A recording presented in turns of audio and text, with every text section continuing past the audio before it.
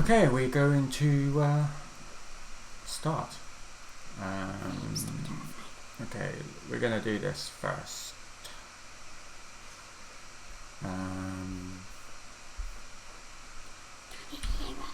Yeah, they can hear us. Hello. Yeah. Oh. It's not supposed to be going live, but it actually has gone live. Now we are properly live, but I haven't Still talking. included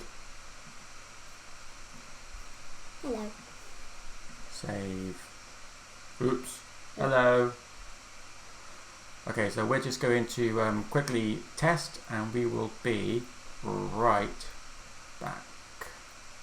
Yeah.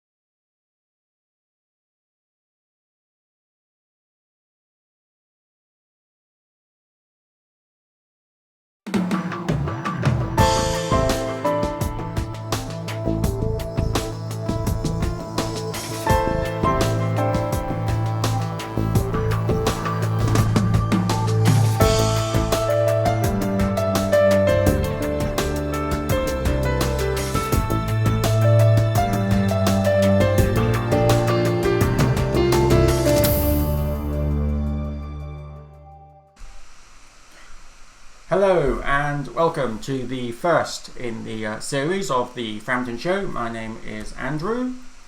And my name is Holly. And we are live from Frampton Cottrell. It's going to be a short show today because we haven't had huge amounts of information brought into us just yet. But if you've got any stories or pictures or something that you'd like to share with everybody to try and keep their spirits up and give them a smile, then you can do by emailing us at newsdesk@framptoncp.org. And then tomorrow's show, we'll be doing another one at 7 p.m. again. You might be able to hear or see whatever it is that you send to us. So we're obviously in our makeshift studio in our house, because obviously it's isolation time and you only go out if you really need to. Like for essentials. For essentials, yes. And speaking of essentials, we've got some news about Sainsbury's local, haven't we? Yeah.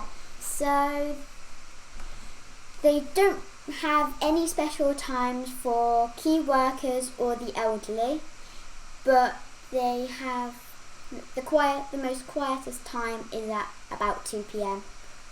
Yes, I nipped there today to get some essentials, and I asked a question, and that was what one of the guys there said to me. So I'm just passing that on. Sure, it wasn't a girl. It was a guy. And the same with Nisa local as well. They always have good stock in that Nisa. So I popped there as well again today. So there's shops with food, and they are all getting restocked up. But obviously when people do panic buy and they buy in bulk, then it goes obviously a lot quicker. And they don't have enough for the people who work throughout the day. Yes. Or the elderly. Or the elderly, yes, who struggle to get out as it is. No, it's not that they struggle, it's that they're just not allowed out. Oh, and they're not allowed out, yes. So there's several groups out in Frampton Cottrell and Culprit Heath that are helping their neighbours and the elderly with things that they're doing, such as putting leaflets through their door. And also getting their essentials. Yes, which is great to save people from going out. And catching the virus. And catching the virus, yes, which is not a good thing, and we don't want anyone really to catch the virus. So No. staying in is good, but there are It's the best option. It is the best option, but there's Unless plenty you of. want to get it. Well, who would want to get it? Well, nobody. What So- I just mentioned. There is some groups, as I say, who have put leaflets through doors. If you get one, then do use it. Do save yourself from going out and just let one of the volunteers go out, because basically it will reduce the number that go into the shops, which is really good, because I've gone through a few shops over the last week on my popping out, and what I've noticed is that there's loads of people in the aisles.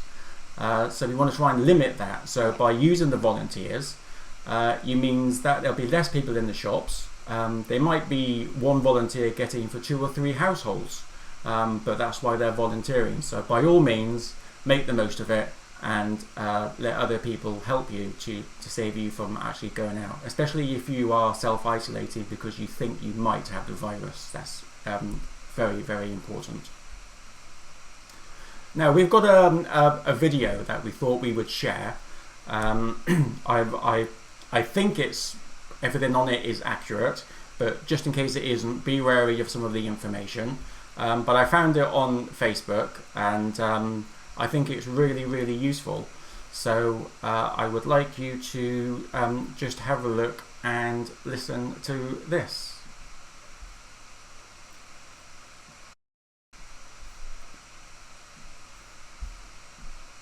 In December 2019, the Chinese authorities notified the world that a virus was spreading through their communities. In the following months, it spread to other countries, with cases doubling within days. This virus is the severe acute respiratory syndrome-related coronavirus 2 that causes the disease called COVID-19 and that everyone simply calls coronavirus. What actually happens when it infects a human, and what should we all do?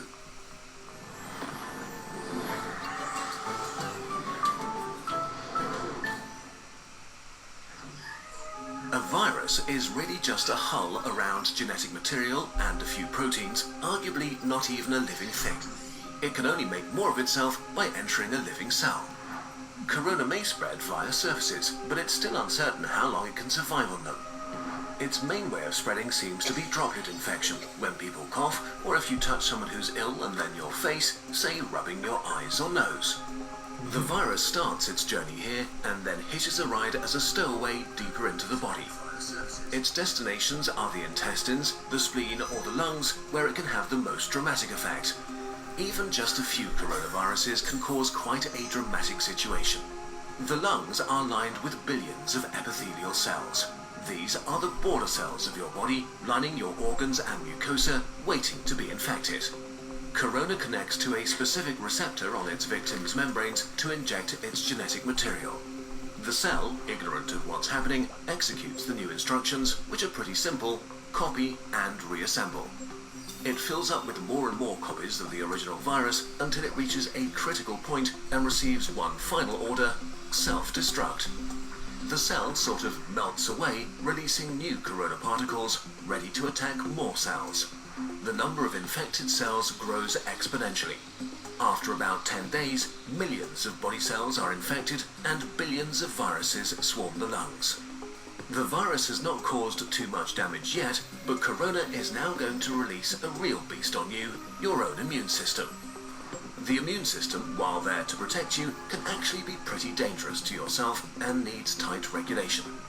And as immune cells pour into the lungs to fight the virus, Corona infects some of them and creates confusion. Cells have neither ears nor eyes. They communicate mostly via tiny information proteins called cytokines. Nearly every important immune reaction is controlled by them.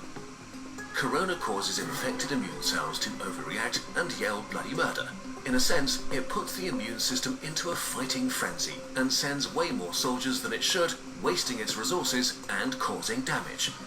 Two kinds of cells in particular wreak havoc. First, neutrophils, which are great at killing stuff, including ourselves. As they arrive in their thousands, they start pumping out enzymes that destroy as many friends as enemies. The other important type of cells that go into a frenzy are killer T cells, which usually order infected cells to commit controlled suicide. Confused as they are, they start ordering healthy cells to kill themselves too. The more and more immune cells arrive, the more damage they do, and the more healthy lung tissue they kill. This might get so bad that it can cause permanent, irreversible damage that leads to lifelong disabilities. In most cases, the immune system slowly regains control. It kills the infected cells, intercepts the viruses trying to infect new ones, and cleans up the battlefield. Recovery begins. The majority of people infected by corona will get through it with relatively mild symptoms. But many cases become severe or even critical. We don't know the percentage because not all cases have been identified, but it's safe to say that there is a lot more than with the flu. In more severe cases, millions of epithelial cells have died, and with them, the lung's protective lining is gone. That means that the alveoli, tiny air sacs via which breathing occurs, can be infected by bacteria that aren't usually a big problem.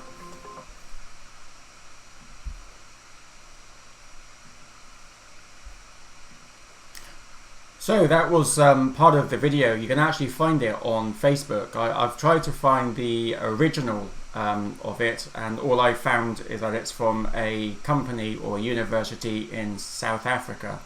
So I'm not 100% sure where it's come from, but I found it really, really interesting, and it kind of helps, especially to do with how it spreads. And that's not just the coronavirus, that could be actually any virus on how it spreads. So I found it really interesting, but do search for it. We'll try and put a link up on our Facebook page of where I found it, but I thought it'd be good to share. There's quite a bit more involved in it, which would be quite useful for you to watch as well. We didn't show all of it, we just showed a part of it. Part of it. So yeah, there's definitely more to watch, but I found it quite interesting and really well illustrated. So I don't know whoever it was that did it, but whoever it was, fantastic. And do let us know if you managed to see this and then you think, hang on a minute, that's what I did. Then please do let me know, because we would like to accredit it to you.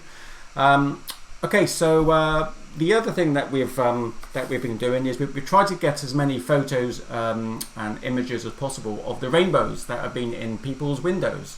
Why do they want rainbows?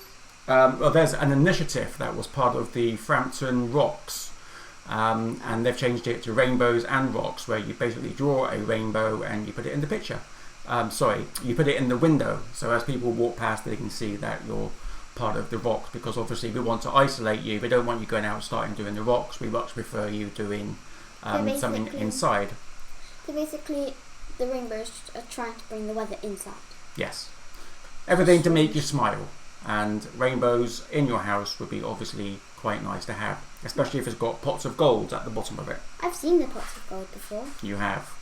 Awesome. So we've got we need permission to do this, which we've got some permissions for a couple, which I would like just to show you. These are what some of the children and their parents have done to their homes. So this is Watermore Close, which is a lovely picture with the sunshine, smiling, and the rainbow. And we have another one. This one is, I think it's the Close, which is a lovely elephant blowing out a rainbow. So that's a lovely one as well. Perhaps it's rainbow water. Perhaps it is. So if you have any photos or you've done some pictures that you'd like to send us that we can show everybody else who watches the show, then that would be fantastic. This is a live show, so if there's any information that we put on here, then it is correct at the time of publishing it.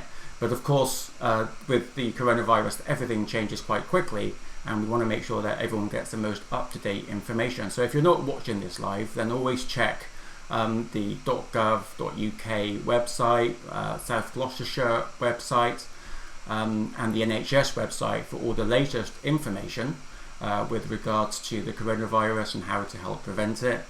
There wasn't a briefing that I saw today from the Prime Minister on what the government are doing, but it does look as if they're going to be clamping down quite a bit over the next couple of days if people don't self-isolate themselves.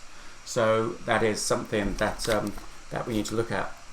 Now the idea is to make you laugh and to make you smile.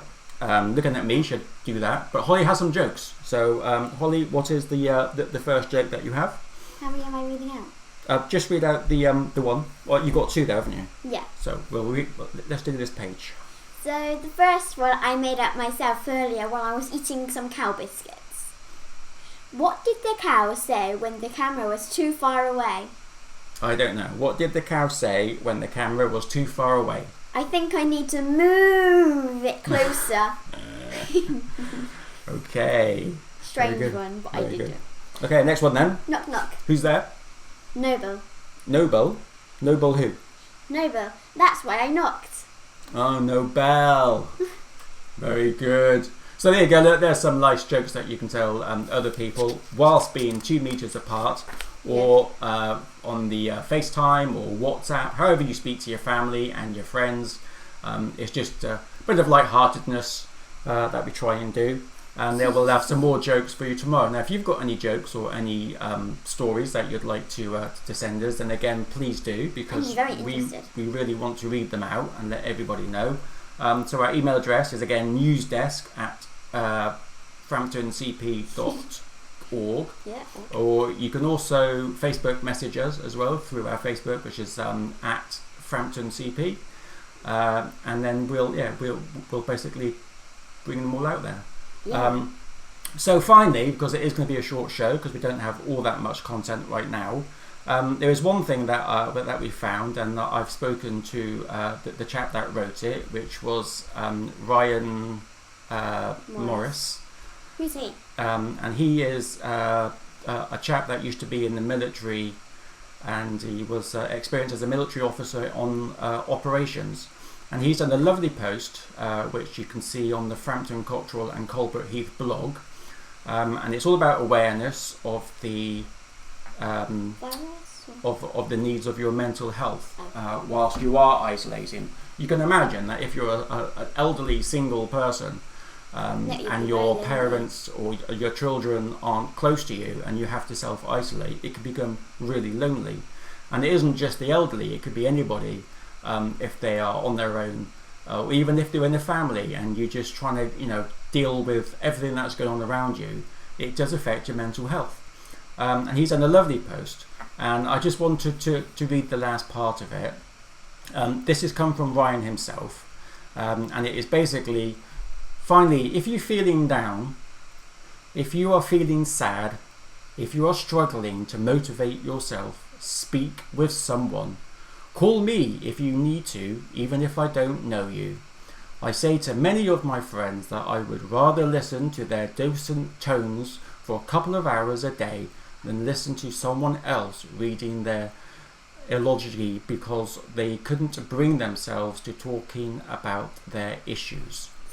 This virus is going to create a huge issue with mental well-being across the planet, and the main way to get through it when we are distancing and isolating is by talking about it. And I think that's really, really important. So even if you are self-isolating, you've got Facebook, which gives you the option to call people and call your friends, either with or without video, and actually get some human contact. The videoing is really easy. It doesn't matter if you are elderly or not. If you have Facebook, then you can click on a friend and then you can video call them. So you actually get someone in front of you and moving, similar to what we are now live, and then you can talk to them. But by all means, talk to them, whoever it is. There are plenty of other helplines as well, the Samaritans. Don't ever feel down. Always find someone to talk to, and hopefully that will help with the dilemma that you might find yourself in. So that's it from us. Thank you very much for watching, if you have been watching, and we'll be here again tomorrow at 7 o'clock, and hopefully we'll have a bit more information and more content. And if you want to know anything and you have any questions, then by all means get in touch. And what we might also do tomorrow, just as a quick 10-minute game of fun, is we might do a quiz where you actually have to answer live. So that's a game that we are trying to cook up and get all the technology in place.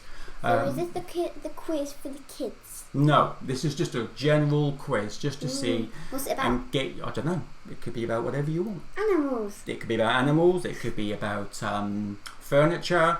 It could literally be about anything. Your glasses. Even food. or even cooking. No, food. Do food. Food. See, I love questions food. and food. So How much do you like pasta? I'm not quite sure that could be a right or wrong answer, but it would be a quiz. And we would like to try and get as many people involved as possible, so it can be like a community quiz, but without having to go out to the pub. You can just do it in your own lounge. So we would very much be interested in people that would like to do that. And that's it from us. I want to thank you again, and we will see you again tomorrow. Until then, stay safe, stay indoors, and if you need help, ask for help. And if you're feeling down and you're feeling sad, don't just stay there struggling. Always talk to someone. There you go. See, you heard it from the boss. Yay! Good night. The boss. Good night. Bye-bye.